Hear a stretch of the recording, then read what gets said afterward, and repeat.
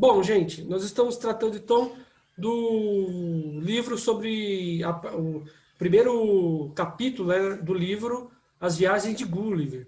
Então a gente vê dentro desse primeiro capítulo uma crítica social muito grande, né? Então, Fernanda, o que que você pode falar sobre o início desse primeiro capítulo?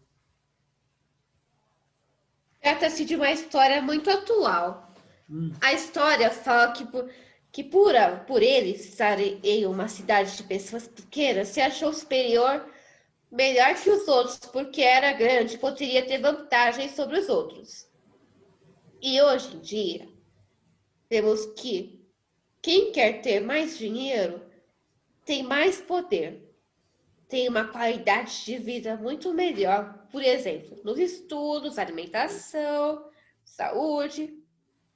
É comum vermos no nosso dia a dia crianças que não têm acesso à escola, alimentação, a hospitais de qualidade, nem têm, nem têm onde morar, enquanto outros recebem uma boa educação, têm casas e carros de luxo e por isso se acham melhores e mais espertos, tendo assim maiores vantagens. Perfeito, olha só, no primeiro capítulo que a Fernanda coloca aí, mostra uma desigualdade social, né? Quando em Lilliput a história mostra que temos os poderosos, a elite que domina aquela sociedade, e temos aquelas pessoas, os camponeses, que só trabalham, que a educação para eles não é levado muito a sério, ou seja, não é colocado muito a questão da educação e da igualdade na sociedade, né? Então, a gente pode ver que dentro daquela sociedade, inclusive, as pessoas da elite usavam até um salto, né? Evelyn, o que você pode dizer para a gente desse primeiro capítulo? Bom, eu posso dizer que tem várias pessoas que são, tipo, se acham como muito melhores que nós, como pessoas mesmo pobres e ricas, quanto ricas. E também que eu posso achar que eu vi no primeiro capítulo também uma parte que fala sobre política, que tem muitos políticos que se acham muito melhores que nós, cidadãos, e como nas eleições também, eles querem ajudar nós, mas depois que são eleitos, eles, tipo, se esquecem de nós. É isso que eu acho. Você concorda, Samara? O livro ele faz uma crítica social muito grande, né, em relação a isso, né? As relações de poder. E é uma coisa tão interessante que foi feito para adultos e as crianças também conseguem entender essa história. Você também acha que a política que fala dentro do livro também é mais ou menos isso que a Evelyn disse para a gente, que esquece o que vale mais é o poder e que a população muitas vezes é esquecida? Sim, prof, eu acho que as pessoas ricas acham, as pessoas que é a qualidade igual a nossa acham um pouco, como posso dizer isso? Eu concordo sim com a Evelyn. Você acha que há uma desigualdade muito grande, né? E que parece que a Sim, população só é lembrada quando é para servir essas elites, assim como mostra o primeiro capítulo de Lilliput, né? As pessoas acabam sendo usadas, não é verdade? sim. Perfeito. Alguém quer dizer mais alguma coisa sobre isso? Quer contextualizar mais sobre isso, gente? O que mais nós podemos fazer para fechar isso aqui? Eu fiz desenho sobre a desigualdade social. Você pode falar sobre a desigualdade social? É isso que te chamou mais atenção nessa primeira parte? Sim, o que me chamou a atenção da desigualdade social foi foi a vida de muitas crianças que não têm escola, alimentação, saúde, hospitalidade e etc. Perfeito, excelente.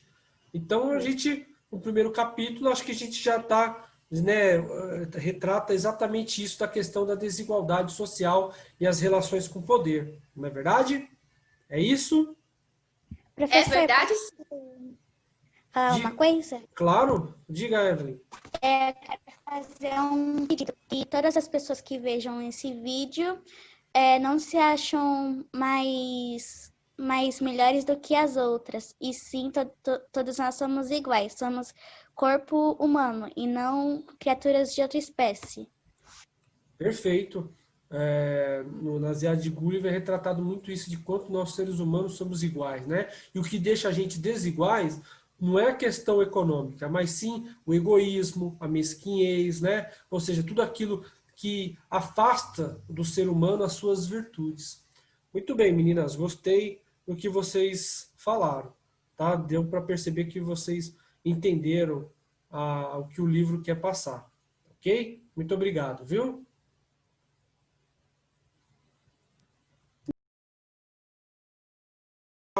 Da nossa mostra cultural.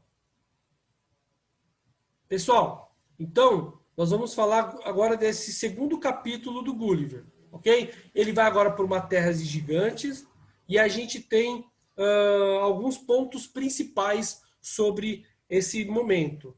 Theo, você pode começar a falar o que você percebe? Sim, eu percebi duas coisas que eu acho que são as partes mais importantes desse capítulo. Que é o seguinte, que como o Gulliver vai matar os gigantes, o autor quis falar o seguinte, quis retratar o seguinte, que na vida deles, humanos, você pode estar no auge, lá em cima, pode fazer tudo. Mas por uma outra vila, por uma outra terra, você vai ficar lá embaixo. Porque não é só porque você vai fazer coisas grandes que você vai ser grande. Então, ele quis retratar isso. E a segunda coisa, que no livro fala que a tripulação dele abandonou, deixou ele no barco para poder beber água pura, saudável. E é o seguinte, então a tripulação, o autor quis dizer que a tripulação pensou mais em problemas dele do que no Gulliver. Então isso quer dizer mais as amizades. A gente tem que pensar nas amizades e como a gente consegue melhorar isso. Ok, uma crítica social bem grande, né? Que mostra do egoísmo, né? Das pessoas só pensarem nelas, principalmente na hora que o Gulliver é abandonado, fica sozinho. Aí ele entra na Terra de Gigantes e o autor ele faz uma crítica muito grande, né? Que uma hora ele está por cima, onde ele era um gigante, e agora ele cai numa segunda terra, que agora ele é o pequeno e está numa terra de gigantes, né? Qual é a outra crítica que vocês podem fazer, Eduardo? É igual que eu falei, professor. Tipo, hoje você pode estar lá em cima, no auge, mas amanhã você pode estar lá embaixo. Aí quando você menos espera, você vê quem é os amigos de verdade, entendeu? Perfeito. Pessoal, eu vou falar agora com as meninas. A gente vê nessa segunda viagem de Gulliver uma crítica muito grande ao corpo humano também, né? E o que nós temos hoje, o que nós discutimos e a mídia discute também, é a questão do padrão de um corpo, né? Então, o que nós podemos fazer com essa crítica que o Swift faz dentro das viagens de Gulliver? Gabriele?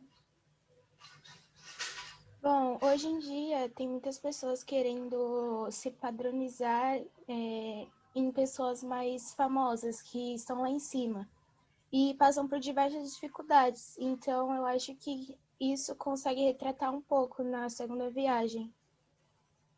Ok. O que mais, Giovana? O Cauane? Professor, tipo assim, as meninas, por exemplo, eu tô falando pelas meninas que eu sei. Elas tentam se encaixar em um padrão que não existe. Elas querem tentar ser as melhores e ter um corpo que agrada a sociedade, e não que elas gostem. E não que se olhe no espelho e fale, nossa, eu estou muito feliz comigo mesma. E sim o que a sociedade pensa. Perfeito. Então, nós vamos ver aqui na viagem de Gulliver, a história retrata muito o que as pessoas querem mostrar para as outras, né? E ele que faz uma crítica social muito grande do egoísmo, né? Do individualismo que as pessoas têm. O que as outras meninas podem falar sobre isso? Vocês podem falar também sobre isso? Cauane, Giovana? Tem pessoas que elas querem mudar, fazer um padrão perfeito, porque muitas dessas pessoas falam que ela não é bonita e quer mostrar para as outras pessoas que não é verdade, em vez dela não ligar, só ligar porque ela pensa dela mesma, se portar com ela, não porque as outras pessoas falam dela. Ok. Cauane, o que você vê nessa crítica que o Sweet faz nas viagens de Gulliver? que as pessoas querem mudar o corpo para poder se encaixar na sociedade, sendo que elas têm que se aceitar do jeito que são. E não você, vamos supor, você quer fazer alguma mudança, mas não faça pelas pessoas, faça por você mesmo. Ok, perfeito. Então nós vemos aí o Swift, ele aproveita, né, para tratar de sua repulsa pelo corpo humano e seus defeitos, e que as pessoas tentam mais reparar nesses defeitos do que olhar para dentro de si, né? Pessoal, para a gente, dentro dessa reflexão, terminar essa segunda viagem de Gulliver, o que mais vocês podem acrescentar nesse capítulo? Theo, Eduardo, depois que as meninas falaram, o que vocês podem falar, ou, em geral, o que o grupo pode chegar numa conclusão? Eu vou falar um pouco sobre as minhas, que foi que nem o corpo. O corpo, elas querem que as pessoas sejam felizes com o corpo dela, não que elas gostem mesmo, não. Elas querem que as pessoas gostem do corpo dela, não que ela mesma goste. Então, fala sobre o que as pessoas pensam, não sobre o que ela pensa. Então, a mulher ou o homem pode se magoar com isso e pode ser uma coisa feia. Então, o melhor caminho é gostar do seu corpo como você é, não como as pessoas querem que você seja. Como as pessoas vão pensar de você. Exato. Então, olha só. Então, através da análise das duas primeiras viagens, né, a gente constata que cada viagem o Gulliver precisa se adaptar aos costumes das civilizações que encontra, né? Na primeira, que ele é o gigante, na segunda, que ele é o menorzinho, que está na terra de gigante, né? Por exemplo, no país de Lilliput, onde ele é o gigante, Gulliver é considerado ameaçador, né? E em Lilliput, onde é pequeno demais, ele demonstra a insegurança, né? Swift, ele apresenta nesse trecho a situação do ser humano na sociedade, pois dependendo da circunstância, o homem pode ser considerado suficientemente crescido, seja intelectual ou proporcionalmente maior para atuar de maneira responsável, ou então muito frágil e imaturo, sendo então impedido de tomar determinadas decisões próprias ou agir de modo independente. É isso que acontece mesmo, pessoal, em nossa sociedade? Aí eu convido vocês todos a falarem. É isso mesmo? A gente sempre tem que tentar nos adaptar em determinados costumes, em determinados lugares que nós frequentamos? Na minha opinião, não. Não? Você acha que a gente pode agir igual em determinados ambientes? Independente do ambiente, ué. Certo. Se a gente não tá acostumado com aquele lugar, eu concordo e discordo com o Eduardo. Vai fazer o quê? Eu concordo com o Eduardo. Eu concordo e discordo com o Eduardo. Fala, Theo. Eu concordo que a gente tem que ser você mesmo, independente do lugar. Mas também, imagina, você tá numa refeição de família e tipo, eu e o Eduardo conversando, a gente conversa entre amigos. Aí você tá na refeição de família, você fala alguma coisa que a sua família não entende, ela não gosta. Aí a gente tem que mudar, além da forma verbal, como a forma de falar, porque às vezes a nossa fala pode magoar outra pessoa, ou uma pessoa fica confusa. O que significa isso? Ok, então, Evelyn? A gente tem que ser isso mesmo, mas tem que mudar um pouco. Eu concordo com o Eduardo, professor. Por quê?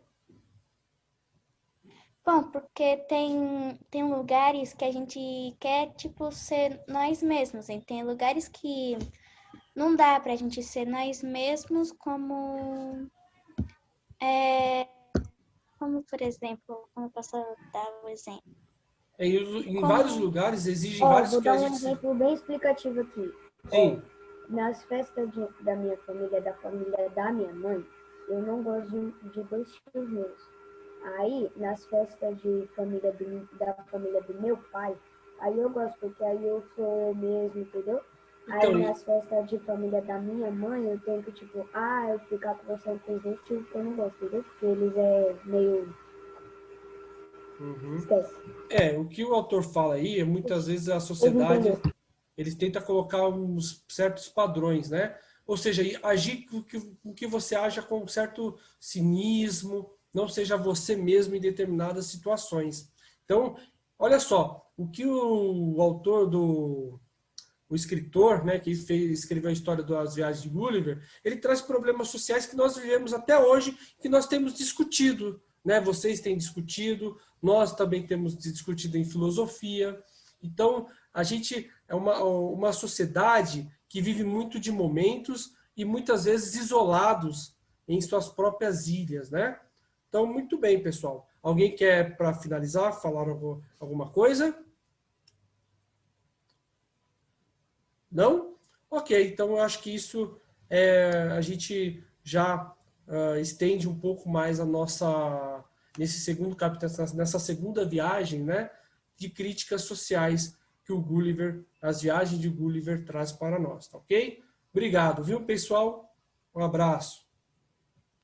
Pessoal, nessa terceira viagem, o Gulliver ele entra numa ilha chamada Lapúcia, onde o conhecimento, principalmente a lógica e a música, né, ele é muito valorizado. Mas a crítica que tem dentro dessa terceira viagem, que o Sweet faz dentro dessa terceira viagem, é que as pessoas se preocupam muito com conhecimento e colocam pouco na prática, né? Então, Henrique, o que você pode começar a dizer sobre isso nessa terceira viagem? Quais são suas percepções que nós discutimos tanto em filosofia que você pode colocar aqui também para nós em discussão? Que o povo de Lapúcia, ele é um povo cujo é bem peculiar, porque ele só se dedica a dois tipos de sabedoria: a lógica e a harmonia, a lógica da matemática e a harmonia da música, que para eles são o fundamento do universo. As coisas giram em torno disso, somente mais nada. E daí eles só tentam se aperfeiçoar nessas técnicas e esquecem todos os restos da outras, tipo arte, língua, construção, essas coisas aí. E eles só se dedicam à lógica, mas não à prática. Eles só acham que o principal mesmo é saber, mas não aplicar. Perfeito. Pedro? E como o Kazaki disse, ele disse que eles só pensam sobre a lógica matemática e a harmonia da música. E também tem o estudo de história, que eles poderiam tentar pesquisar para descobrir mais sobre o passado e descobrir mais coisas. Só que eles só pensam em matemática e em música, porque eles acham que isso é o fundamento de tudo, como o Kazaki disse. Só que eles não procuram fazer outras coisas. Eles só procuram fazer o que eles sabem.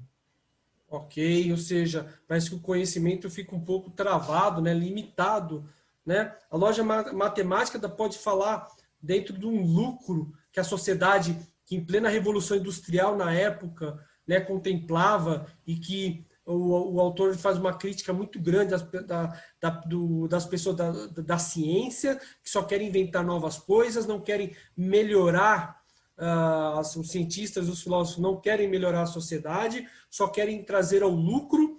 Lembrando que ele fala de uma contemporaneidade da Revolução Industrial, né? Então, pessoal, eu abro agora para todos essa questão. A ciência, ela visa também melhorar uma sociedade ou ela visa apenas o lucro? O que vocês acham sobre a ciência? Eu acho que são as duas coisas.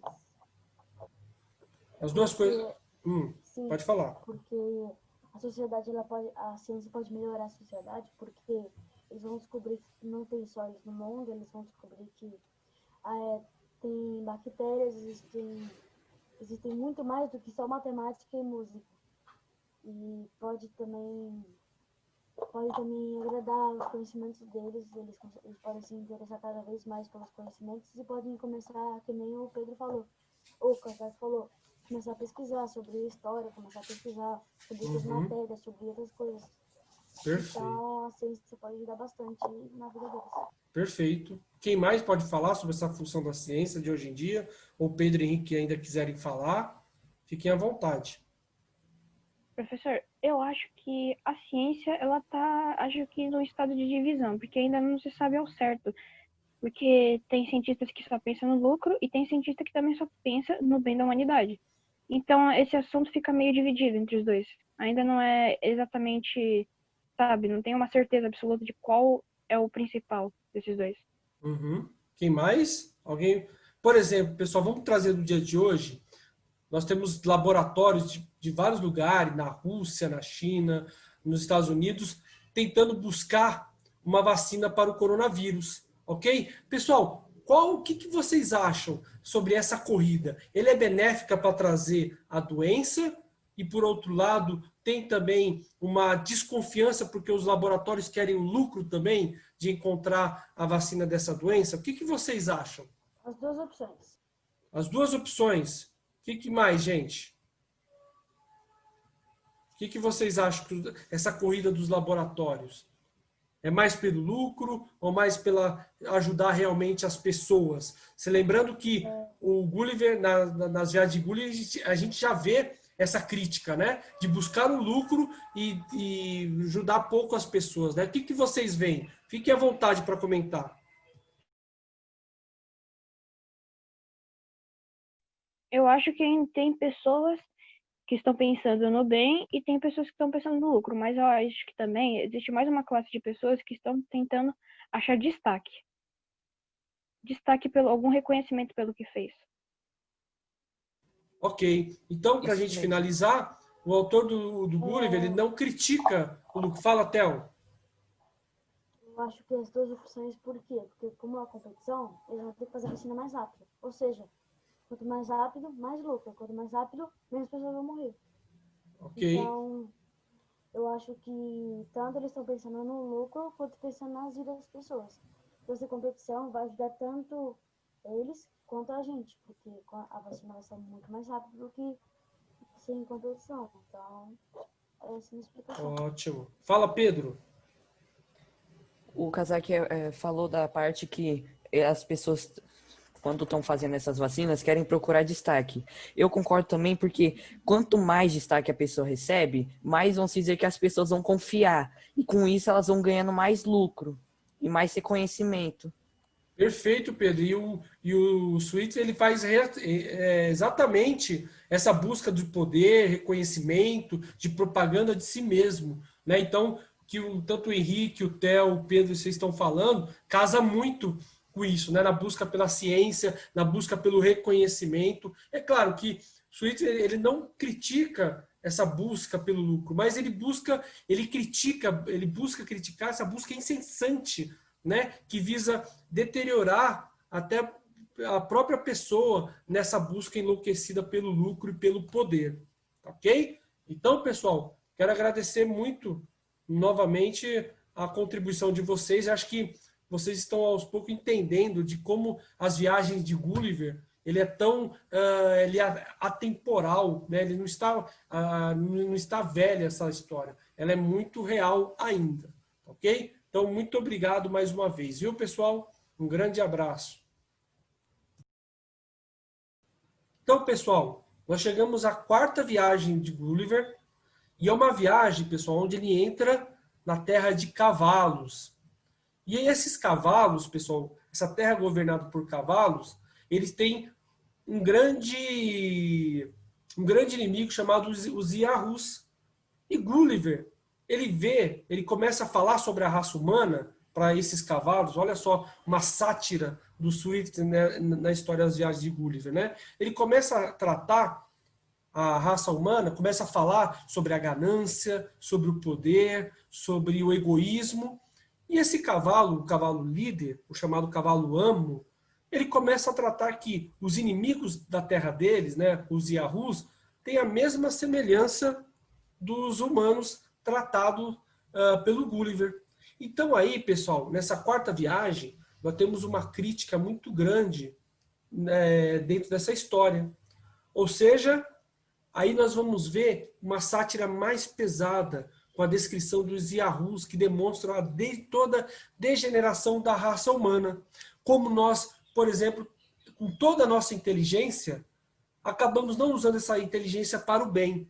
Então, Gulliver, ele quer mostrar nessa viagem de como nós como seres humanos, não conseguimos ou não queremos utilizar a nossa inteligência para o bem. Vocês concordam com que essa quarta viagem da história do Gulliver mostra para a gente, pessoal, que com toda a nossa inteligência ainda não sabemos tratar ainda o ser humano com a mesma igualdade e com o crescimento da nossa sociedade, que tanta gente está aprendendo em filosofia. O que vocês acham? Eu posso falar, professor? Pode, Arthur, por favor.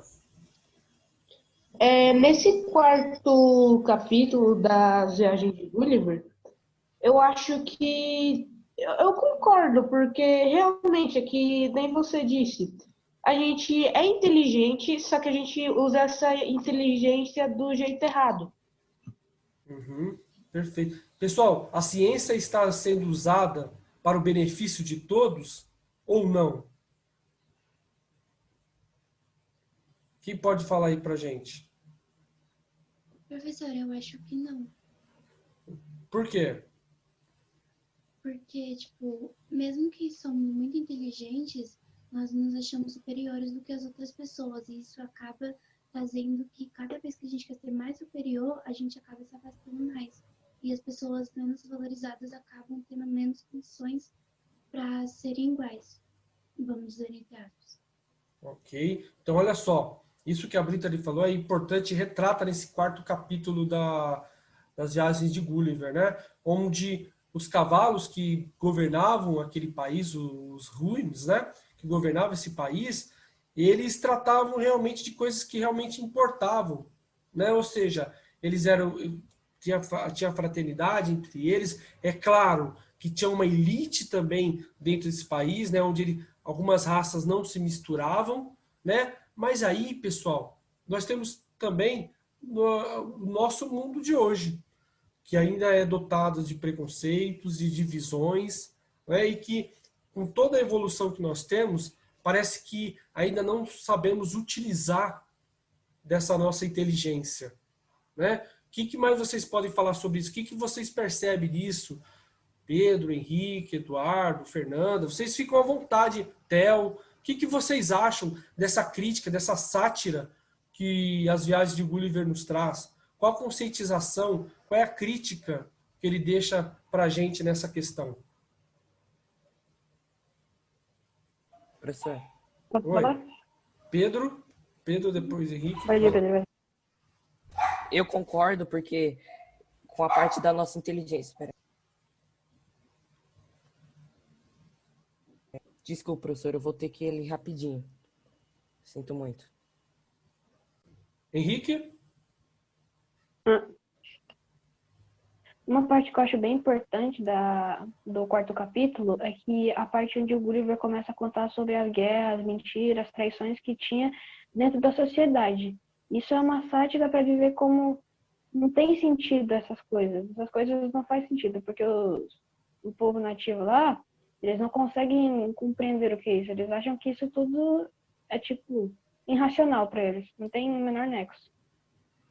Ok. Pessoal, a gente percebe dentro das aventuras de Gulliver, as viagens de Gulliver, e todas as suas aventuras, que o autor, ele mostra sobre o que acontece no mundo atual, mas ele usa personagens fictícios, né? Então, lá em Lilliput, quando ele vê pessoas pequenas e o Gulliver é o maior de todos e mostra a tentativa da superioridade humana sobre outros povos, né? E mesmo assim, no Lilliput, quando ele visita lá esse país, mesmo dentro desse país que tenta buscar uma igualdade, mas a gente vê também desigualdade, onde a elite usa um sapato de salto alto, né? Simbolizando uma elite que nós temos no mundo hoje. E olha só, a crítica social que Sweet faz dentro das viagens de Gulliver é tão grande e que colabora com o tempo que ele vivia, né? O crescimento da ciência, da produção, do consumo e cada vez um tratamento mercadológico entre as pessoas e pouco social, né? Pouco olhando nas desigualdades sociais, pouco olhando da política para o bem comum. Pessoal, para a gente finalizar, qual é uma analogia que, dentro da história de Gulliver, podemos ainda citar no mundo de hoje? Sobre a desigualdade, a elite. Quem mais pode dar uma opinião sobre isso, pessoal?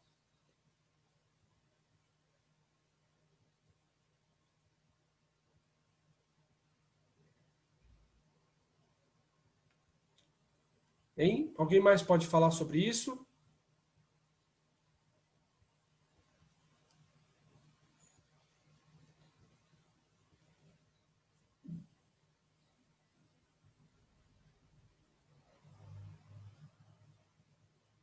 Pessoal, então para a gente finalizar, o que podemos entrelaçar? O que Gulliver coloca dentro dessa história e o que nós podemos falar no cotidiano hoje, no mundo atual? Theo? As viagens de Gulliver relata que o mundo dele tem vários defeitos e várias qualidades. E o autor quis relatar isso no mundo em si também, porque o mundo tem qualidades e defeitos. A política, por exemplo, que nem retratou, a inteligência, a crítica social. Então tem várias coisas que ligam com o mundo real. Okay. Então, eu acho que o autor ele quis dar tipo um resumo do que a gente vive atualmente. Exatamente. Okay. Eu quis tipo dar um alerta na gente e falar que sobre tudo que o mundo dele tem, que pode ser igual ao nosso. Alguém mais? Então, pessoal. Oi.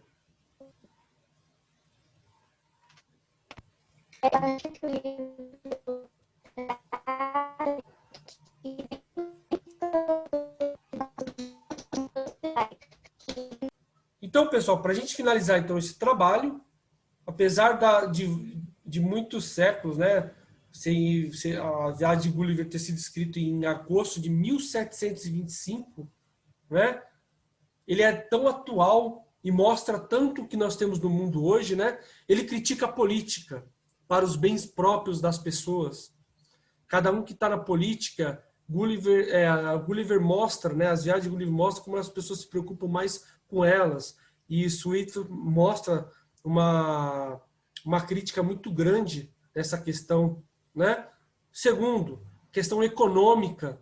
Jonathan Swift ele fala que as pessoas estão preocupadas com lucro, estão preocupadas, estão muito gananciosas, né? E vê sempre as pessoas ou qualquer oportunidade da sociedade como mercadoria, como uma oportunidade de lucro. E terceiro, a questão da desigualdade social, né? Que mesmo com tanta riqueza, está cada vez mais diferenciado uma classe mais pobre e uma classe mais rica.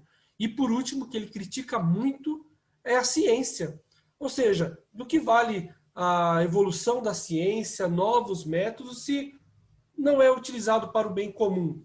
Ou seja, a ciência, ao invés de ajudar as pessoas, segundo ele, só está fazendo com que haja uma elite maior ainda, né? E que curar ou ajudar as pessoas é apenas como uma oportunidade de lucro.